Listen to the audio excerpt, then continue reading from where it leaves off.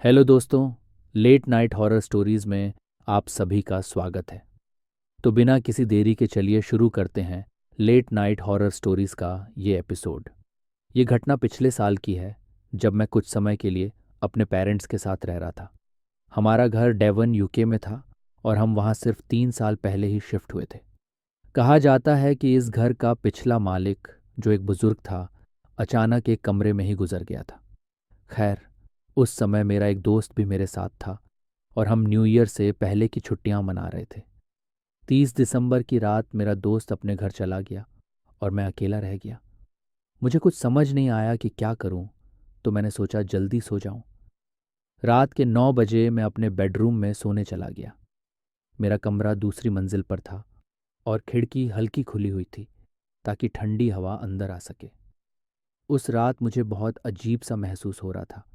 मैं बार बार उठ रहा था, फिर सोने की कोशिश करता था, लेकिन ठीक से नींद नहीं आ रही थी। फिर करीब 12 बजे मुझे एक अजीब सपना आया। सपने में मैं किसी और की आंखों से देख रहा था। कोई आदमी मेरे पड़ोसी के गार्डन से निकलकर मेरे गार्डन की ओर बढ़ रहा था। वो बड़ी आसानी से 6 फीट ऊंची लकड़ी की दीवार पार कर गया। मेरे गार्डन में मेरी बहन का कुत्ता सो रहा था और वो शख्स सीधे मेरे घर की दीवार पर चढ़ गया। जैसे ही वो मेरी खिड़की के पास पहुंचा, मेरा सपना अचानक बदल गया। अब मैं एक पेड़ की ऊंची डाल से देख रहा था और वहां से मैं उस सफेद डरावने इंसाननुमा चीज को देख रहा था जो मेरी खिड़की के अंदर झांक रही थी। इसी के साथ मेरी नींद खुल गई। मेरा पूरा शरीर पसीने से भीग चुका था। मैं खुद को शांत करने की कोशिश कर रहा था कि अचानक मेरी बहन का कुत्ता जोर जोर से भौंकने लगा। 10 सेकंड तक भौंकने के बाद एकदम सन्नाटा छा गया। मैंने सोचा कि शायद कोई जानवर होगा, लेकिन तभी मुझे खिड़की के पास से धीरे धीरे कुछ खुरचने की आवाज़ सुनाई दी। ये घर की दूसरी मंजिल थी, तो नीचे से कोई खुरच भी नहीं सकता था। अब मेरी धड़कन तेज हो गई। मैंने घड़ी की ओर देखा, तब ठीक सुबह के 3:33 हो रहे थे। जैसे ही मैंने घड़ी देखी, मुझे अंदर से एक अजीब डर महसूस होने लगा। ऐसा लग रहा था जैसे कोई मेरे कमरे में ही खड़ा हो और मुझे घूर रहा हो। तभी मैंने छत की ओर देखा। वहां हल्की सी हलचल हुई और कोई परछाई कमरे के बीचों बीच लटकते हुए लाइट के पास जाकर रुक गई। मुझे लगा कि मैं सपना देख रहा हूं, लेकिन अगले ही पल बिना आंखें खोले भी मैंने एक चमकदार सफेद रोशनी देखी। ऐसा लगा जैसे हजारों लाइटर्स एक साथ जलाए जा रहे हों। यह आवाज इतनी तेज थी कि मेरे कान सुन्न हो गए।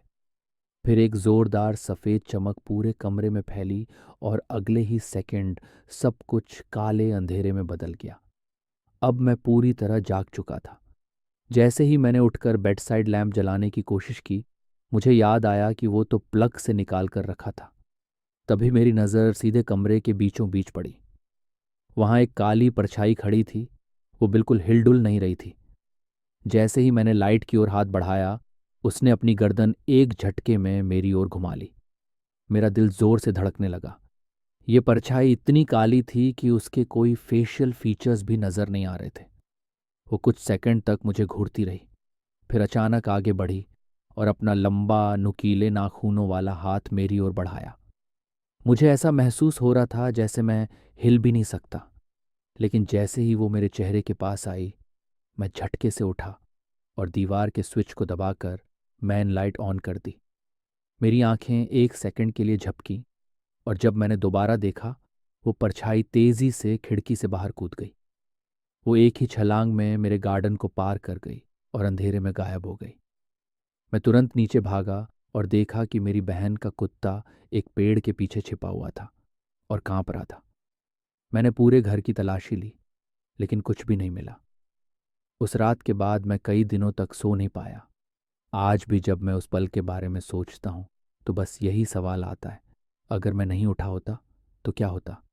तो दोस्तों, कैसी लगी ये कहानी?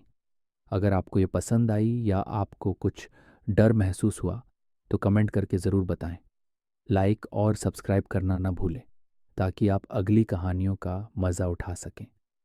अगर आपके साथ भी कोई डरावना एक्सपीरियंस हुआ है और आप चाहते हैं कि मैं आपकी कहानी अपने चैनल पर सुनाऊं, तो आप अपनी कहानी मुझे ईमेल कर सकते हैं या इंस्टाग्राम पर डायरेक्ट मैसेज भी कर सकते हैं। दोनों की जानकारी आपको डिस्क्रिप्शन में मिल जाएगी। फिर मिलेंगे अगले एपिसोड में कुछ और डरावनी कहानियों के साथ। तब तक के लिए अलविदा।